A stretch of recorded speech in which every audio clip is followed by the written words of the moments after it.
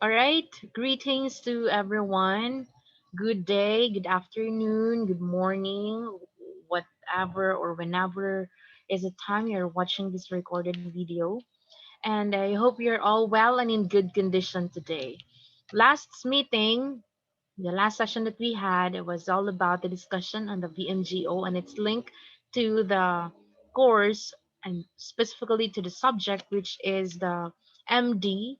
We call it as MD as Instructional Materials Development and Evaluation.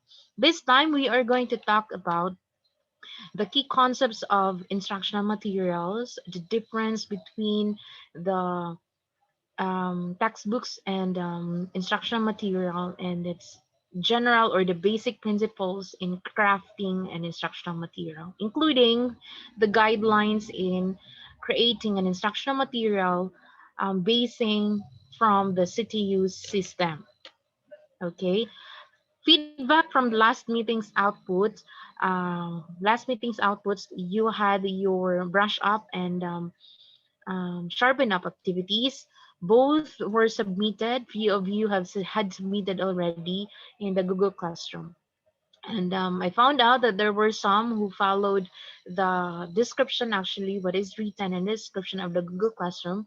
And for some, they were able also to follow what's written in the notes, which actually good because what is written in the notes, ari kita mo follow sa unsay naa sa notes ha kay naay cases nga wala siya nasuwat sa description but naa siya sa notes. But for the sake of no for the sake of information for everybody, we are going to follow what's in the notes, most especially in the brush up and sharpen up activities. There might be instructions or um, websites na wala na ko na-attach sa description sa inyong brush up or sharpen up activities, but based your answers on the notes or the instructions in the notes. Okay. All right. So let's move forward then with our discussion on key concepts of instructional materials. Okay. So allow me to share the screen for everyone to see what's on my screen. I opted to have this recorded video again. This is for everyone at your own convenience. You can watch this at your own convenience, at your own time and schedule. Now you have your own pacing or learning pacing, so that by the time that you'll be able to watch this, you have set your mind already that you are going to absorb the information given or shared to you. All right, so let's start. So then, just like this triangle, if you can see a triangle in this screen, no, there are four sides, and regardless of what is the figure, what is the size of the shaped triangle, or how long, how elongated are the different points, but it has only three sides. Tulo ra gyud na siya ka sides. The same with our discussion today, we'll be focusing on the um, three topics which are actually are requires us to have greater time compared to the last meeting that we had. The first one that we're going to talk about are these distinctive features of an instructional material. The second are the roles and functions of an instructional material. And the last one is a Dale's cone of experience. The guidelines for making an instructional material will be discussed or shared to you in the separate recorded video presentation. All right. So moving forward, um, I am your professor, Grace G. Basilisco, who will be giving you inputs and sharing you insights about the creation of this instructional material. Okay, so as a teacher, I'm assuming that you will be a teacher someday, as a trainer, for example, or a line manager, or whatever you are aware of it or not. So as a learner, you will have to use self-instructional material in open, distance, or flexible learning contexts. Okay? In primary school, it may have involved you giving children a word card in arithmetic to complete, a tactile puzzle to solve, or directions to follow in playing a game. In secondary schools, you have also teachers are providing directions to conduct an experiment, for example, data to solve a problem, or guidelines to undertake project work. Okay, in further education and training, such as in college or tertiary level, you may have prepared materials to simulate fault diagnosis or use multimedia and computer-based packages. Actually, that is to provide a resource um, for your teaching. At its simplest, you may have given learners a technical support, blueprint. It could be a circuit diagram or an extract to study together with a series of questions to answer. You may have followed the manufacturer's instructions to assemble DIY furniture, program the time control, or the central heating or cooker with different degrees of successes. So, all of this above, the one that I've mentioned to you earlier, could constitute self-instructional material.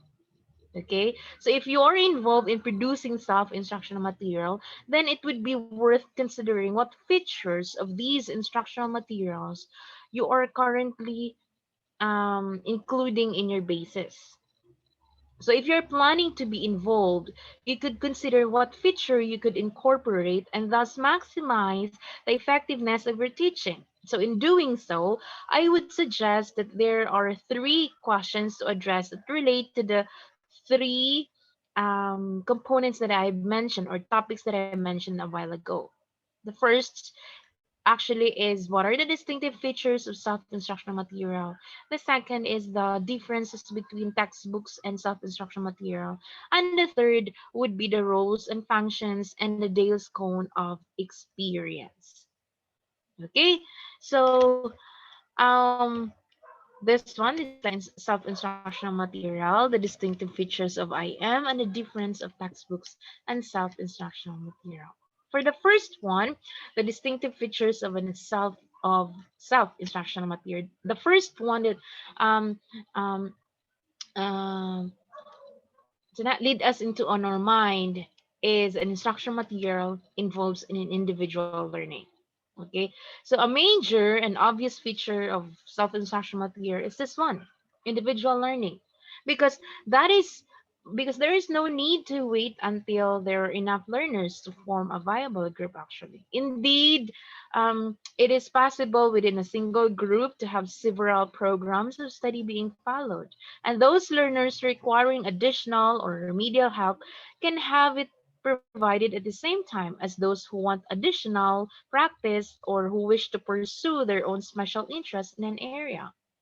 Okay, needless to say, the instructional package do not have to be lengthy nor limited to printed media and a home or teaching training contexts. So brief video, for example, brief video sequences dealing with, for example, fault diagnosis in a motor car, braking system, or many more. These things are actually available for use in the service of garages, for example.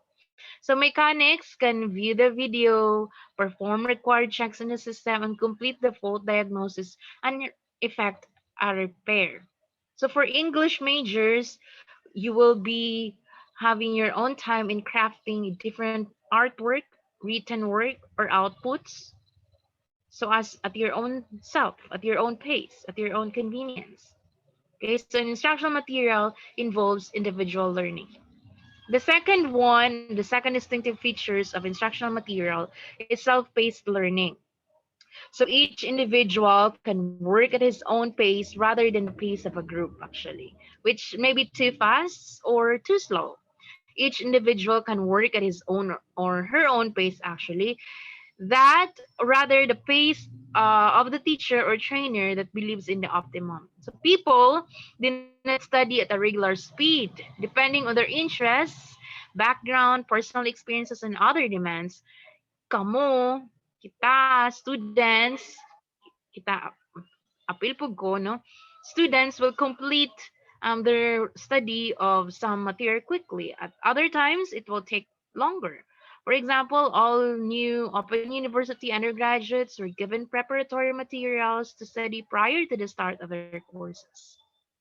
Okay, there are universities like that. And of course, an evaluation revealed, if there are cases that an evaluation will be given, that one person studied these materials in 20 minutes, well, another took 180 hours. This time, forcing students to progress at a pace too slow for them would be somehow frustrating and patronizing, right? So however, if learners are forced to study too quickly, it could be equally counterproductive.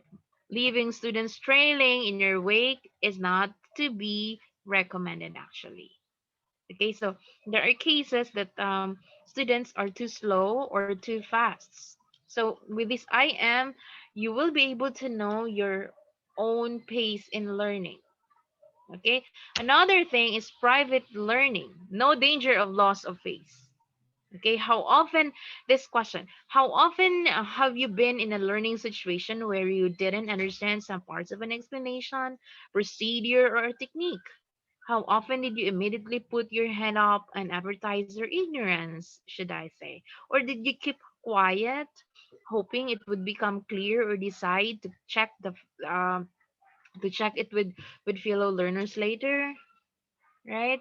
So self-instructional material learning or self-instructional learning is private learning. Certainly, there is no loss of pace, we call it, possible because there is no one else around to witness your confusion.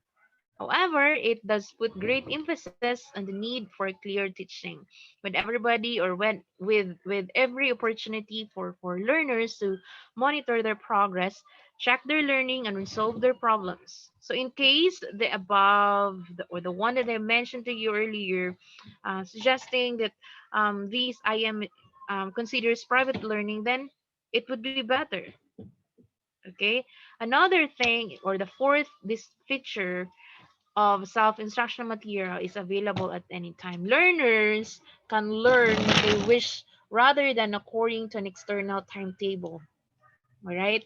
One of the main attractions of self-instructional material is that it is available at any time. When a learner wishes to study rather than according to some fixed timetable. So students not only study at different speeds, they also prefer to study at times convenient to themselves. The assumptions that learners will study according to a regular fixed schedule is actually a myth.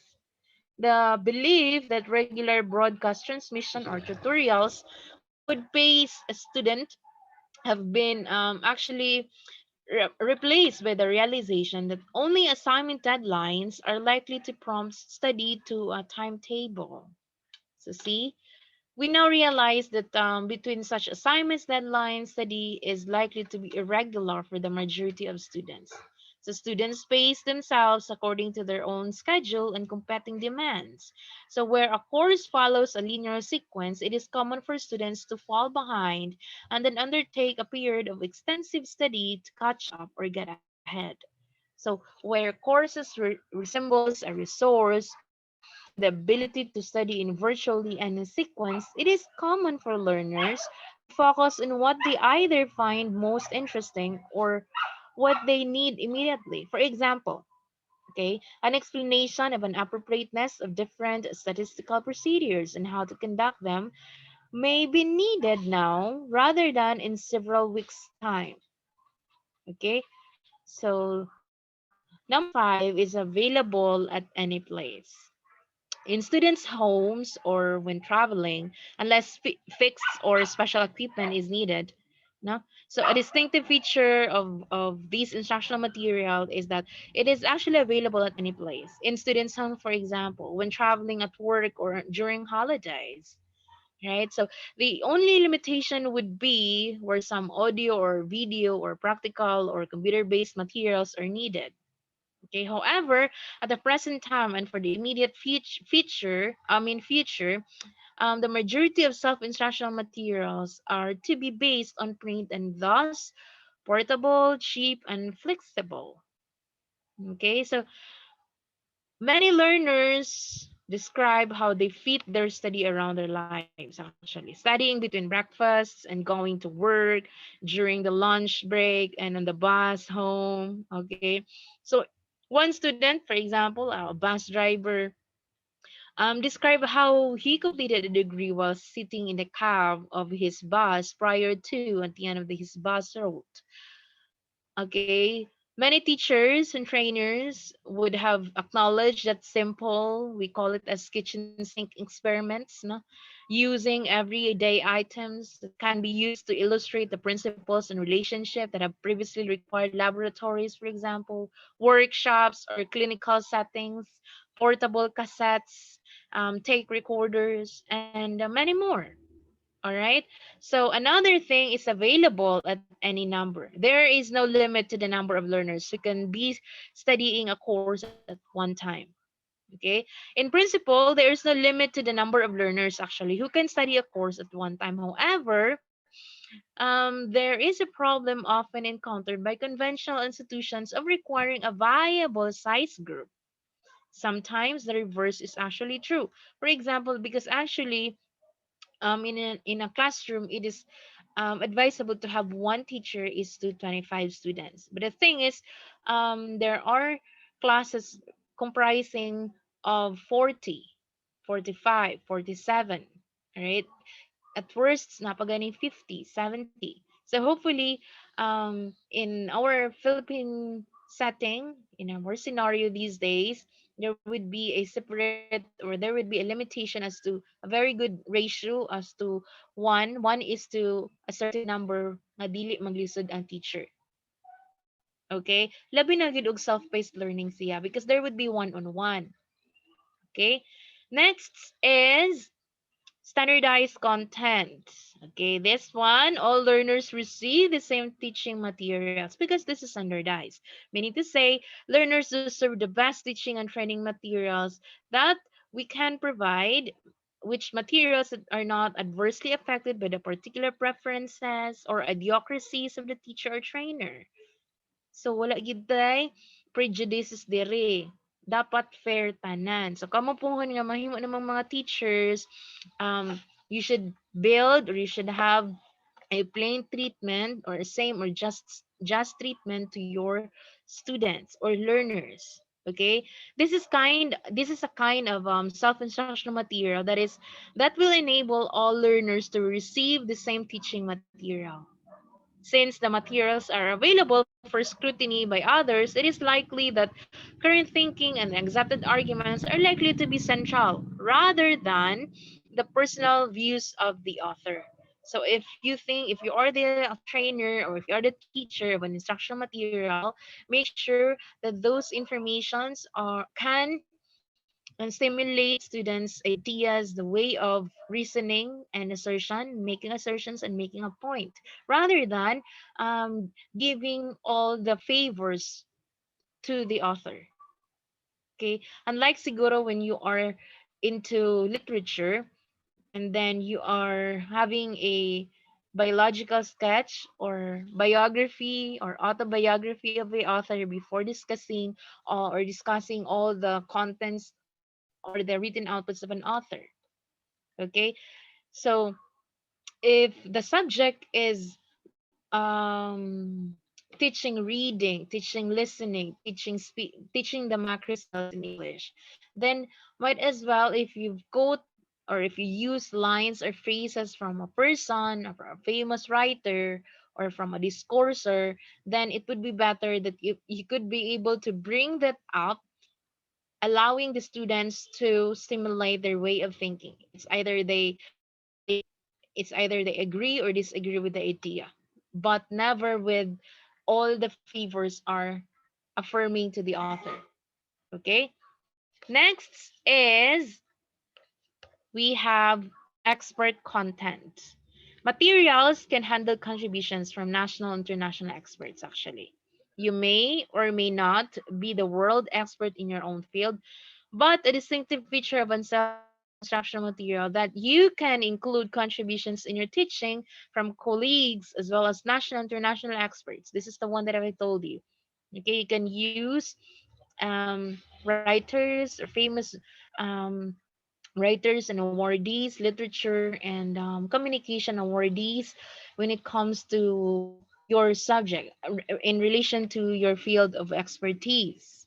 Okay, so these things might present a degree of detail and quality of writing. These might persuade them to record an audio tape, perhaps, or a discussion with you, or a debate with another colleague.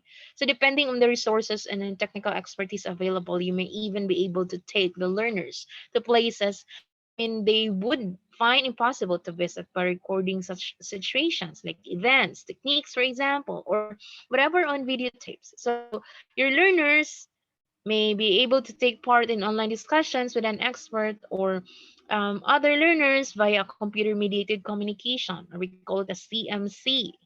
All right.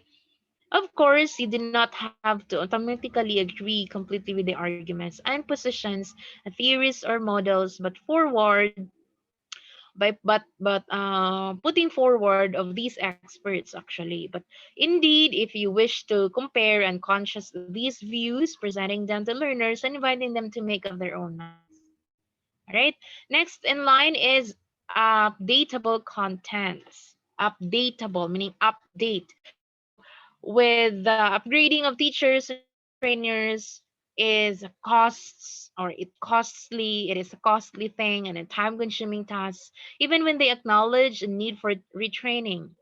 So but we need to have these things, and in-service training would be very substantial and very helpful for teachers and trainers not to fail to implement all the previously knowledge good practice. For example, at the end of the course designed to improve the teaching of literacy among school children, the value of new methods was actually recognized. However, subsequent checks revealed that teachers gradually reverted to previously acknowledged inferior practices at times progressed. No, so in contrast to this, self-instructional materials are actually cheap and quick to update, meaning the availability of desktop publishing techniques means that printed materials can be revised rapidly. All right, unless if it is published by a book. Okay, so you have to ask from the author. But if it is an instructional materials like intended to be lesson of a particular lesson in a particular hour bakaron or 2 hours, then it can be easily revised. Furthermore, with the demands of printing means, the documents can be reproduced in minutes. Okay, so we have a lot of printing houses naman these days. So the reprinting and another edition of that book could be produced. Basta there would be collaboration between or among the authors and the publishing house. Okay, so from time to time there is a necessity to upgrade or update the content because the learning process is a progressive experiential learning. All right, so it will not give you wink of an eye, just in a wink of an eye, that then and there kanang mausab na dayon siya. But of course, if mag-update ka, naagid kay mga research team nga involved. Okay, so it must be an updatable.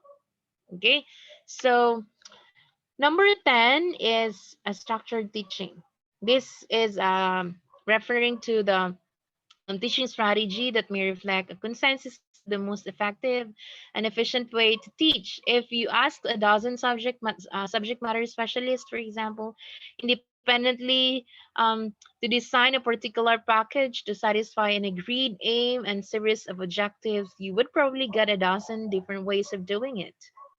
Okay, so some would take longer time than others to study. Some would stress one element rather than another, and some would consume more resources than others. The structure of the packages and sequence of elements would undoubtedly vary.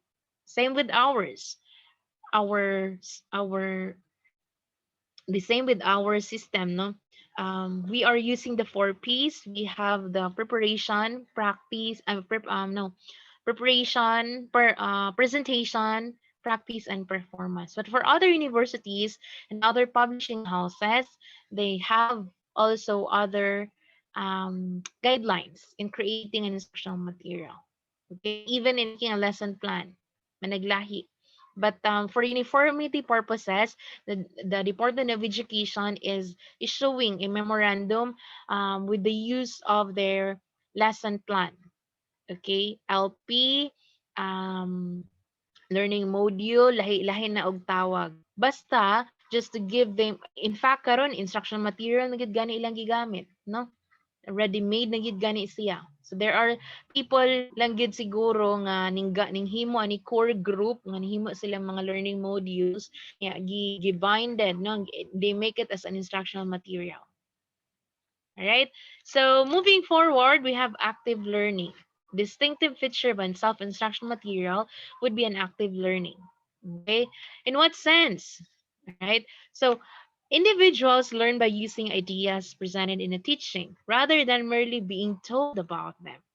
All right.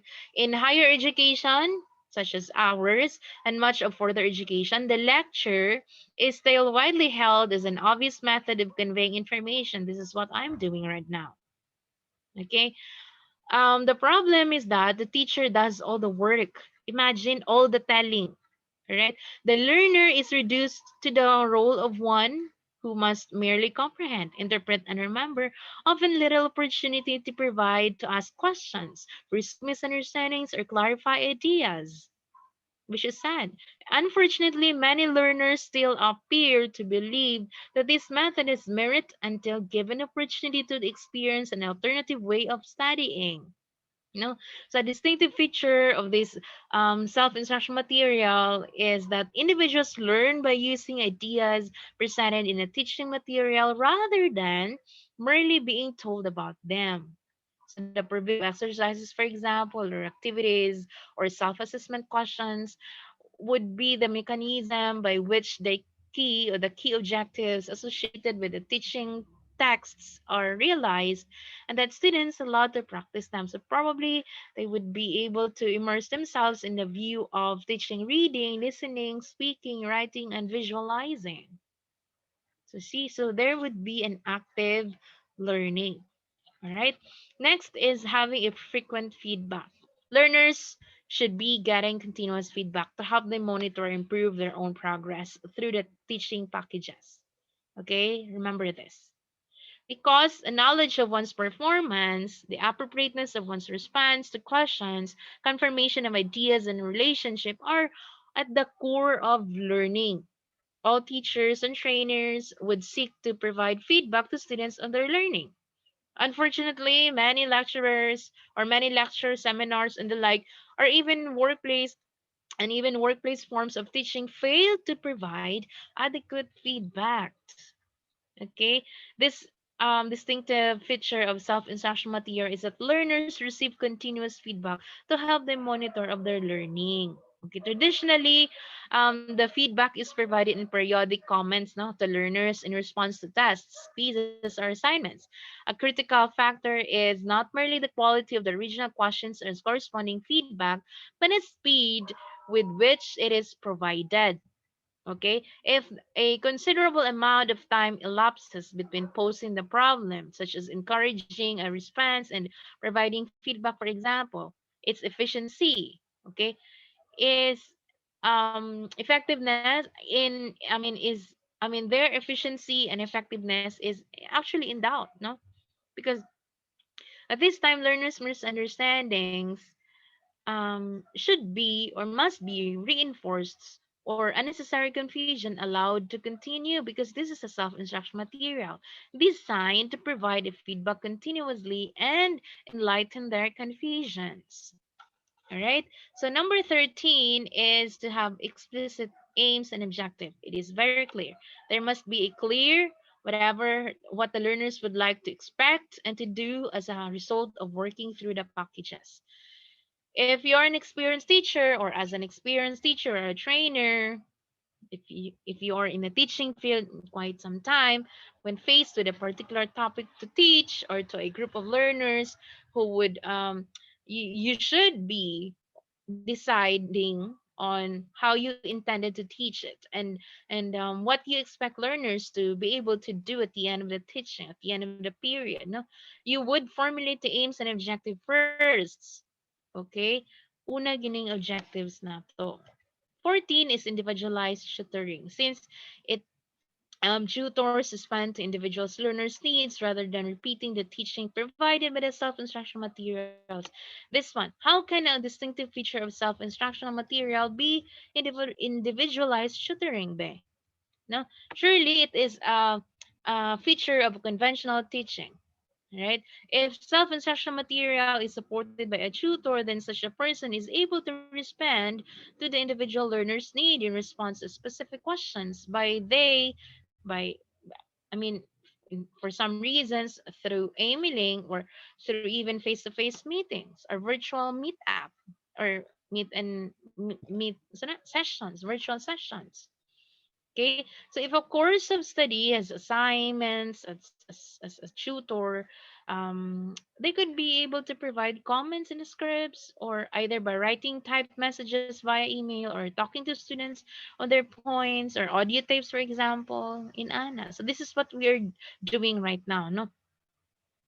Okay, so these 14 things are the distinctive features of a self-instructional material. Okay, so moving forward, the difference between textbooks and self-instructional material. Textbooks, we always can note this as the hard-bounded, but we also have the soft-bounded textbooks, no?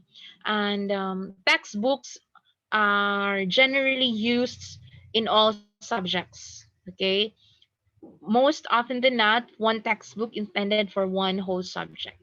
Let's see what's in the self-instructional material. Number one is textbooks introduced or assumes interests. Okay, while self-instructional materials arouses the interest of the learners. In what way? Okay, textbooks are technically lengthy. When you see and read lengthy materials, what would be your reaction then? Okay, such as this one, no? Or listening span decreases when reduce, which actually reduce interests if to the subject. When materials are summarized and well organized, suited to the target audience, then the topic or subject becomes interesting, right? So, arigid sa self-instruction material that will help the students to get interested with the subject. All right. The second one is textbooks written for the teacher use, and self-instruction materials are written for learners use. Okay. Textbooks are typically written for teachers and trainers, not for learners. How often how often have you given learners a whole book to read in college? Is there? Except for novels, except for short stories.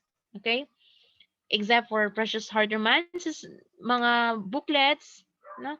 Handling over this responsibility to the teaching to that author. Are you sure? Okay, so I suspect not very often. However, like me, no, I suspect you have directed learners to a particular chapter or section for some guidance as to why they extract why there is a need for extraction of these important subjects these important topics, no? And why is it worth reading, how it is linked to other teaching, and then the purpose behind getting them to study, and many more. So I also suspect, like me, that you have summarized the preceding texts or told learners not to read further, often because to do so would raise more problems than answers. No, because the learners are not adequately prepared for the ideas and arguments, and that they will not understand the terminology, and that they wouldn't be prepared for the subsequent issues or whatever purposes that it is present, no? So it really is extremely common for teachers and trainers to mediate books that they use to maximize their teaching. In contrast, no, for self-instruction materials have to be written for learners. You will be giving your learners a collection of materials from which you expect them to study, often for hours. The purpose behind their study and specific directions would be clear. The material must be pitched at the appropriate level, and that The language must be at the appropriate level as well. So you really do want to be sure that every learner has every chance to completing their study successfully. Okay, the next one is there is no indication of study time for textbooks.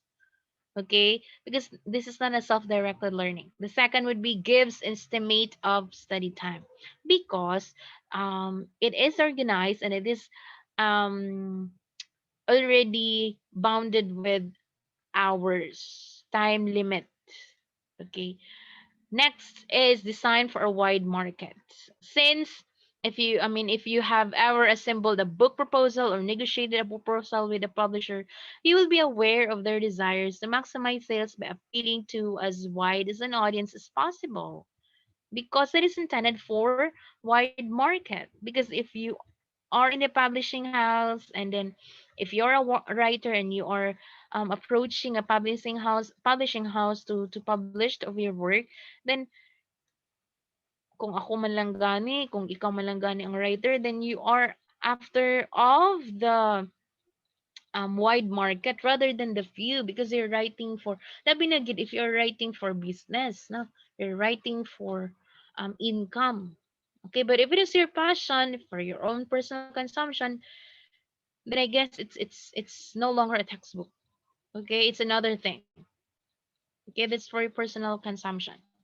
All right, so ang self-instruction material is designed for a particular audience. It is because it is intended for the learners. I believe that your self-instruction materials need to be designed for a specific audience, and that your particular learners good, most especially in the year level ito na, first year, second year, third year, fourth year, ana. The materials will acknowledge their previous learning to pitch at as to pitch at an appropriate level, contain appropriate examples and exercises, and satisfy their particular needs at the period in time. All right. So next is rarely state aims and objectives for textbooks, and always gives aims and objectives. Diba? As I have said earlier, that an self-instruction material has explicit aims and objectives. For the textbooks, very rare jud kay nanganaan na sila um aims and objectives diya. Unlike sa ato ang OBE or obidized nga mga textbooks karon, I have seen publishing houses who allowed obidized nga textbooks karon, specifically from Lorimar Publishing House and Rex Bookstore. Very most of their books for the K to 12 program and in tertiary level are obidized already, which means that the different learning outcomes and then the aims and objectives are presented prior to the preparation activity. Okay, so naa na gid siya. Even so with the references every section or every lesson, naa na pud gid siya. But mo lagi na tax those things should be in should have these aims and objectives. All right. Another thing is for textbooks, it usually one route through. And for self-instruction material, maybe in many ways through it. Unsa din buot ipasabot ani niya. In typical textbooks actually, there is normally one route through. You start at the beginning and work through to the end. The author develops the arguments, refines the techniques, and reveals increasingly complex procedures or application, and then the story is gradually told. Often, the effect of the material on the text is cumulative, which one chapter building on another and subsequent chapters only making sense if the preceding points have been explained. Alright, so this is why when directing learners to an isolated chapter of a book, you summarize the preceding material and often advise them not to read on. However, our lives are full of examples where we do not read everything from one page until to the end. We don't read a newspaper, mail order catalog, or telephone directory in this way, right? So sometimes we go directly to the content, no? So ang uban ni gani ari na sa sensorily yours or sa kina salatory nga nga messages. So when in reprogramming at the time switch of the cooker, for example, we turn directly at that particular section, no, where should be unta na dito ang mga manuals that will explain to us how to do these things. Okay, so in teaching learning pod, and in many ways teaching materials, different places good unta pod learners should commence in their study and many routes through it. No, some years ago, around the time of program text and teaching machines, scrambled text were actually popular, right? Katong mga text mga gipang scramble nga mga text ba, if nakaabot or familiar ba mo mga readings na gid tay mga scrambled nga text nga gi-program before, no, depending on the response you give to a particular question. For example, the text directed to you a certain page, so it was actually impossible to simply read the book from one page, from page one, no. You may even have been fortunate to read the book by um Ernest William Henley and the rest of the writers, Robert Mager, for example, okay, and the rest of the writers, depending on the interests, your needs, your abilities, and time available siguro ninyo or sa inyong mga learners, they will allow you to have a different ruta through your teaching materials. All right, whatever it is, routes or routes, I'll check it. Okay, karon pa pug ko nakahunong na bitaw, no? All right. Next one is structured for specialists or structured according to the need of the learners. Okay. Writing a book isn't easy, to be honest, even if you ask any author. Okay. Even if it is the culminating of lengthy researches. Okay, even it takes years and practice and experiences, then with the authors wanting to make a contribution to his field or to her field and to share new ideas, perspectives, interpretations, models, or theories, then it would be possible, no. But if it is wasn't new, innovative, or offering something different, would be a little call for its publication na. So in such circumstances, it is common for such text to be written for colleagues in the field, for other specialists, right? So in such a situation, the author is unlikely to recount in painstaking detail all the academic backgrounds to the book, previous practices, trends, and beliefs, but merely to refer the initiated to them and to concrete on the new ideas, perspectives, and many more. Right? So often the field will have evolved a hierarchy of matrix in these categories, accepted stages, particular lines of arguments, and or even positions. Okay, so if you are new to the writing world, you have to have. I would suggest that you will become a co-author. Okay, because at least you could see the do's and the don'ts, the hows and the whats and the where in writing.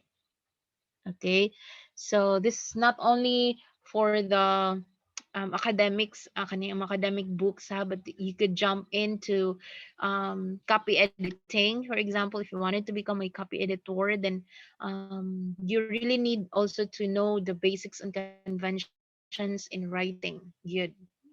Labi na if different formats ang follow, the Chicago and the rest of the writing formats. But for these days, Chicago and Merriam-Webster dictionary is used for the vocabulary building. Okay? So kung for example na maglibog og unsa ang gina-follow sa spelling, for example, or even ang mga updated nga words. By the way, our vocabulary nowadays are very active. I mean to say that there are inclusions now in the vocabulary or the new words in the lists of the words in the dictionary already, from based from the Merriam-Webster dictionary. For Merriam, it is very active because from time to time the administrator of that online dictionary are updating the words na. So if makita ninyo dito sa ilang website, sa online nga website nga si Mariam is or even sa applications updated na gid siya. So from time to time every 6 months man ata na sila mag-update sa mga words, and which is actually good because that's some way um looking into the linguistic ability of the users of the language. Kay lahi managlahi man gid siya. So mao na siya, we need of a specialist, no, we need of a specialist in that field. But most especially if textbooks inyong gigamit, no, like for example mag-edit mo or magsuot ba mo og textbook nga sana ang yung referent kay from United States of America. So unsa man nga, so di gid mo siguro mo gamit atong mga British nga conventions, no, kay naman mo sa America, your audience, your target audience are basically for American people or for American English speakers. Okay, kaya na, pwede man guna siya mo nang usa sa mga work pod sa atong mga BPO people, it's not third party, involving third party. They are working for, they are editing a particular script. They're working a publisher or even it's not copy editors, writers, but they are not going to distort the idea. But it should be that mo na ang challenge ko sa copy editing and sa proofreaders nga the idea should be there because you're not a writer. You're just going to recommend if you think na dili na gini siya nindot nga study, no, but along the way if you feel na you don't like the subject, then what ka mahimo because you're not a writer but you're just an editor. So mo na sa mga challenge. Anyways, why I am talking about all those things, because for self-instruction material, there may be a structure according to the need of the learners. It's not according to the need of the specialists. Okay, so ari gid ta ang atong end user manggod sa atong instruction materials are the learners, are kamo. So mauna siya. All right, so moving forward, we have, okay, continuation. Ang textbooks has a little or no self-assessment. Ang self-instruction materials are has major emphasis on self-assessment.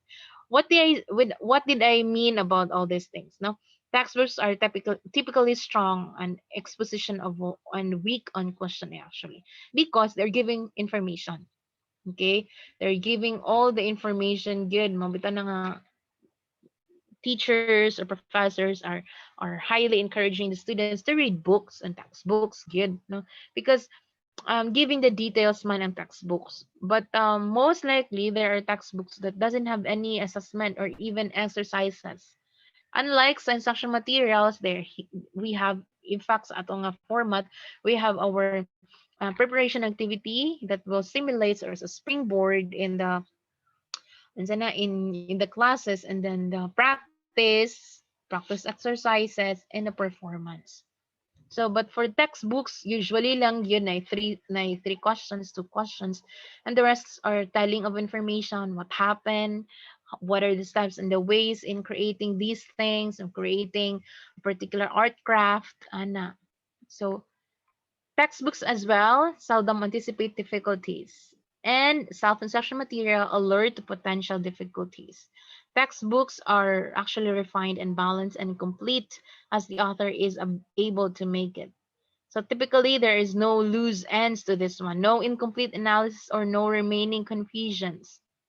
Okay, but for instructional materials, okay, teachers and trainers anticipating problems that are likely to rise or to arise, because along the way there might be confusions or additional exercises that will give them quite some time to think of those answers.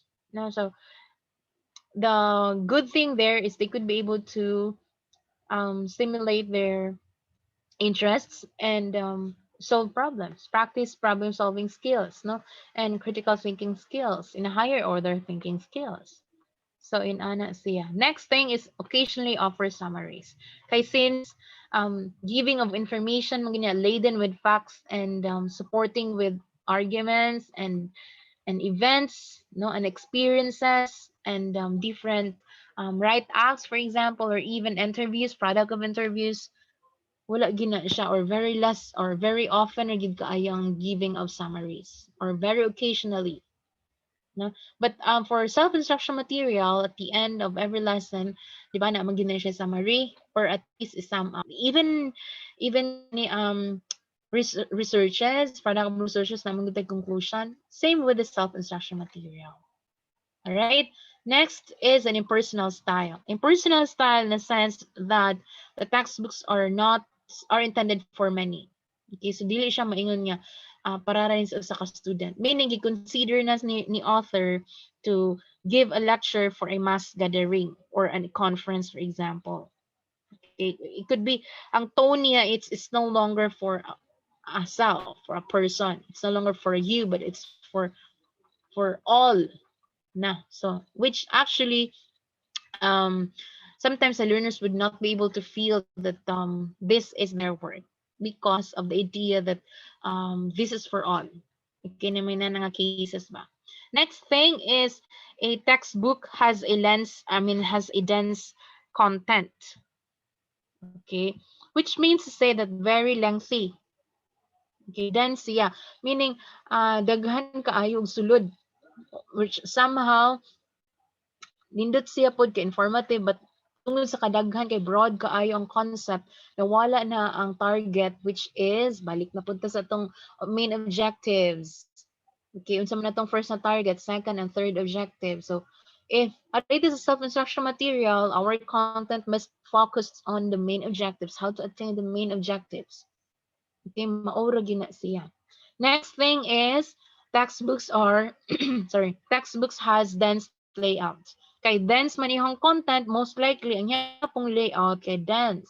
In what sense? There are a lot of figures, there are a lot of there are a lot of arts, clip arts, or even bombarded ka ani nga side sa left side and the others put sa right side. So tanan graphics sulod na, no? Whereas for self-instruction material, we'll be using the four P's. Maura na siya, no? So mubo na gid siya. Open na pud ang iyang layout. Next thing is readers view seldom sought and learners evaluation always conducted. In what sense? Textbooks are intended for readers. Self-instruction materials are actually intended for the learners. Okay, in what sense that readers could actually seldom saw the views of the readers because there are cases that in distant learning, no, we just allow the learners to study of their own, na malimtan na lang ning uban ng mga important concept or significant topics na. So, mawala na ang point sa reader nga, how would I know, how would use these things kay mapuno naman good ang atong capacity in absorbing all the information, mapuno na siya, mawala na siya. Okay, whereas the self-instruction material directed to answer the different objectives.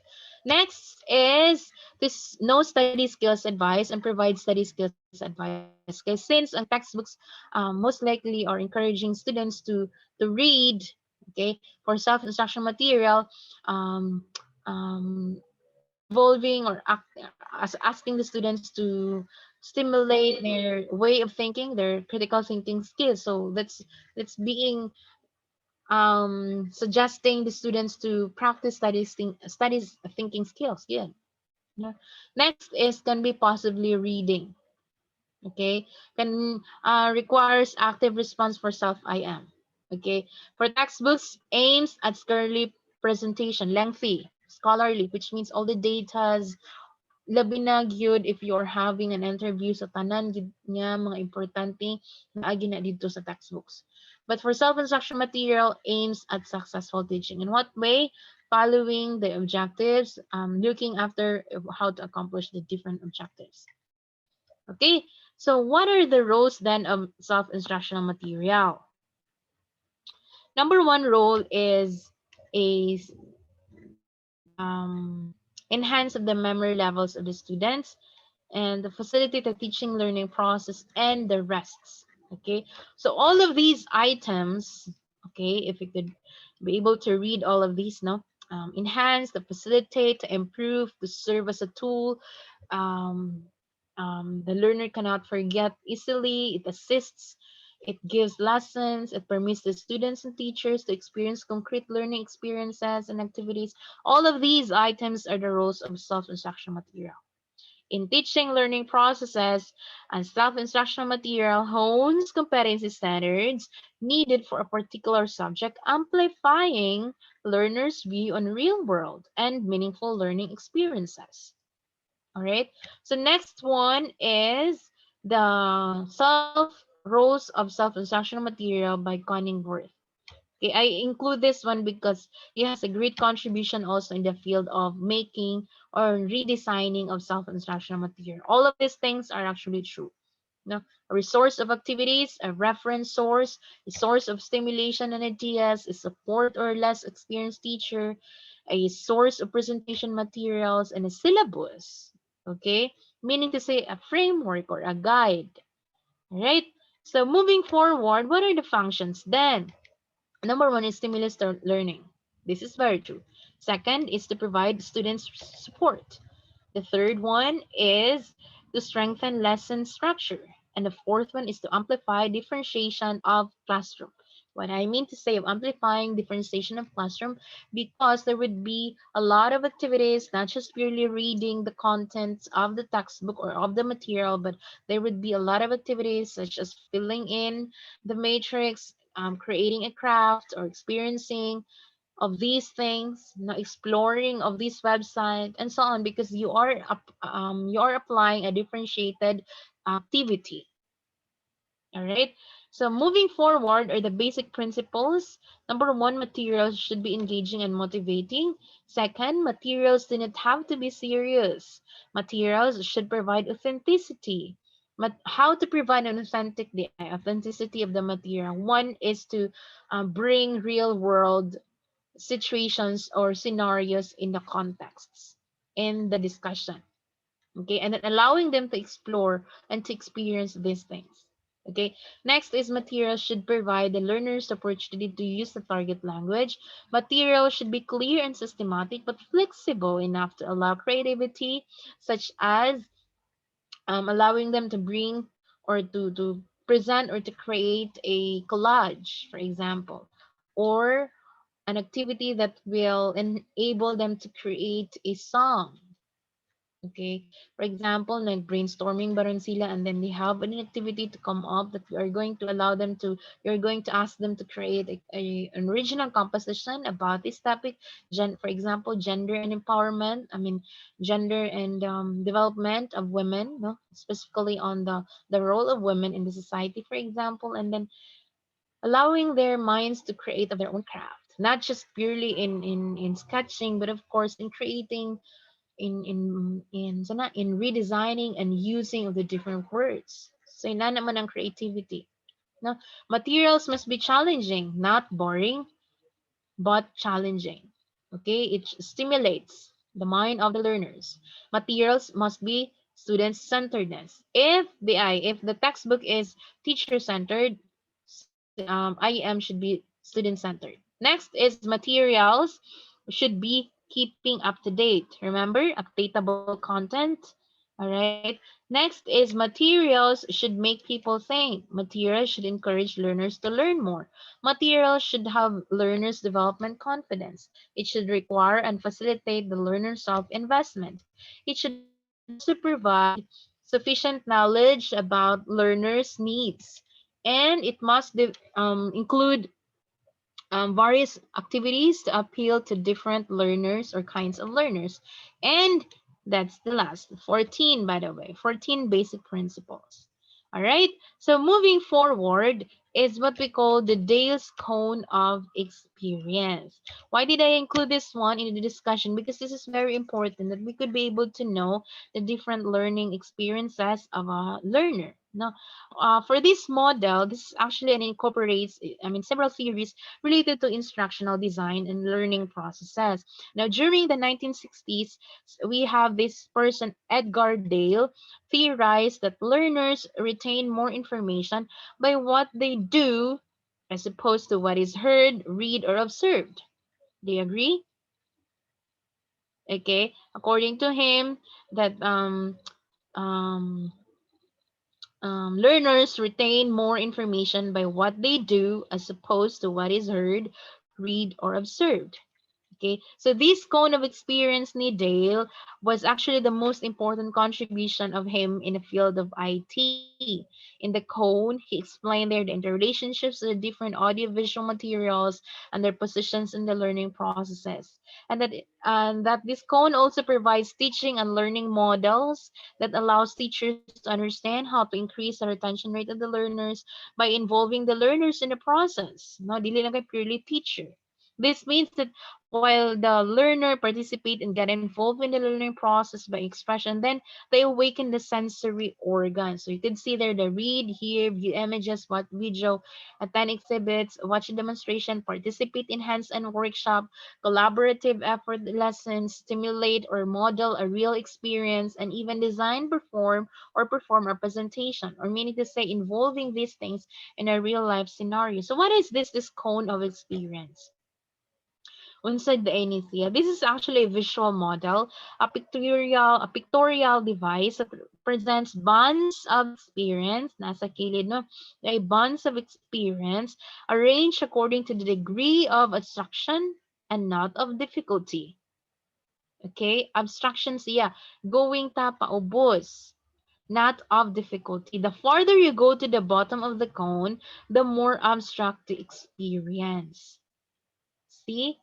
So the question now is how are the experiences of reality arranged in the cone of experience? There. No? The individual bands of the cone of experience stand for experiences that are fluid, extensive, and continually interact. The question is, which is closest to the real world? Okay, which is closest among these things? Ari ba sa read, sa hear, or ari ta sa design or perform? Okay, ang pinnacle gid ani, which is the farthest from the real world, and the base here is the closest to the real world. To reiterate, the bonds are arranged according to degree of abstraction, not on degree of difficulty. Do the bonds of experience follow a rigid, inflexible pattern? Can you see it? Or is it more correct to think that the bonds of experience in the cone overlap and blend into one another? How about it? Okay, it should not be taken literally as flexible arrangement, no, but sometimes overlap and blend into one another. Okay, imagine read ka and hear ka, so probably you could have at this part the participate in hands-on workshop, design collaborative lessons. And then another question: is one kind of sensory experience most or more useful educationally than another? One kind of sensory experience is not necessarily more educationally useful than the other, actually. This means of mixed and interrelated bands. Very good. Can we overemphasize the amount of direct experience that is required to learn a new concept? Okay. Answer. Too much reliance on one experience may obstruct or block the process of meaningful generalization. That is why striking balance between concrete and abstract is advisable. Dili lang ta puro read or hear. Ari pud ta sa stimulate or design. So we meet halfway. Kita mo ning the longest horizontal line at the center. So we should meet at that halfway, no? So that is why there must be a direct participation, no, as you can see there, plus the symbolic expression. Another question: is the upper level of cone for for you, for example, or for any learner, or both, actually for old and young learner, regardless of the age and gender, in a world of the concrete and abstract? Again, the cone of experience is presented in its inverted form, such as the base is broader than its apex. No? It is made up of 11 bonds, which are arranged in an increasing degree of abstractions as one move from the base to the apex as follows. No? Based on the relationships of various educational experiences to reality, and a bottom level of cone. The direct purposeful experience as a man represents reality or the closest things to real everyday life. All right, so the opportunity actually is for learners to use a variety of or several senses, such as sense of sight, sense of smell, hearing, or touch, or even movement, would be considered as the cone, meaning the whole experience. Right?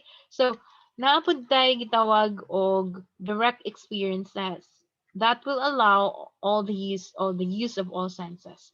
We also have verbal symbols involving only hearing. No, meaning to say the more sensory channels possible in interacting with this resource, the better the chance that many students can learn from it.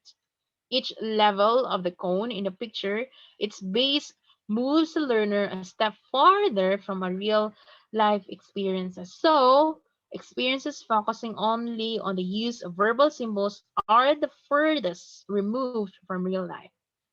So, ikaw nga sa teacher, ikaw nga maghimo sa iyong material, you have to take note that there are a lot of considerations in allowing the students to engage into meaningful experiences. Okay, so there are pitfalls lang, like few pitfalls about this cone that if that we actually have to avoid. Number one is using one medium in isolation. You do not use only one medium. Second is moving to the abstract without an adequate foundation of concrete experiences. Okay, so dili ta mo dito pa simulate or pa model ta og real life scenario or magpa design of something na without supplementing or giving inputs to the learners. So with the use of IM, dili ta dito sa mag-assessment no before ang content. So mag-una sa gid si preparation for motivation and then a presentation, then the practice, una pa gid ang assessment or ang performance. Ana gina siya. All right. So another one is getting stuck in the concrete without moving to the abstract. So if ever pod you just stop at watching videos without any assessment or without any feedback or critiquing of the video, then it is not meaningful. All right. So for the general guidelines related to instructional materials will be discussed in the next or the second, on the yes, in the second recorded video, which would also take some time. But for now, this is just for the key concepts, the differences between textbooks and self-instructional materials, the basic principles, and of course the Dale's cone of experience, the roles and functions. All right, so maybe that's all for today. Thank you very much for watching, and you may be able to rewatch all of these things during at your own convenience, at your own pace, and do not just forget the activities after this one or the submission of the activity after the to be posted, to be posted for um, the key concepts and guidelines in making an instructional material. All right, so all of these things talked about the self-instructional material, and may you be able to know the concepts of instructional materials, its roles, its functions, and Dale's cone of experience. Once again, this is your professor, and see you on the next video. Thank you so much, and have a good day.